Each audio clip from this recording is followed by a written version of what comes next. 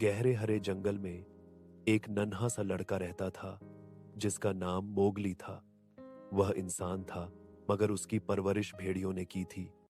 जंगल के सब जानवर मोगली को अपना दोस्त मानते थे। शेर खान से सब डरते थे मगर मोगली बहादुर और समझदार था। एक दिन जंगल में बहुत गर्मी पड़ी। नदी का पानी कम होने लगा। जानवर आपस में झगड़ने लगे कि पहले कौन पानी पिएगा। मोगली ने यह सब देखा तो उसे बहुत दुख हुआ। मोगली तुरंत अपने दोस्त भालू, बालू और चीते बघीरा के पास गया और बोला, अगर हम सब मिलकर काम करें तो मसला हल हो सकता है।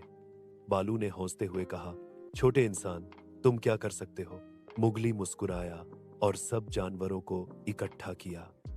उसने कहा, हम सब मिलकर दरिया के रास्ते में बड़े बड़े पत्थर हटा देंगे ताकि पानी दोबारा बहने लगे। सबने मिलकर मेहनत की। हाथी ने पत्थर हटाए, बंदरों ने रास्ता साफ किया और परिंदों ने ऊपर से देखकर रहनुमाई की। थोड़ी ही देर में पानी दोबारा बहने लगा। सब जानवर खुश हो गए। उसी वक्त शेर खान आया मगर यह देखकर हैरान रह गया कि सब जानवर एक साथ हैं। वह चुपचाप वापस चला गया। जंगल में खुशी लौट आई। बालू ने मुगली को गले लगाकर कहा, आज तुमने हमें सिखा दिया कि ताकत नहीं, समझदारी और एकता सबसे बड़ी चीज है। मुगली मुस्कुराया और बोला, हम सब एक दूसरे के दोस्त हैं।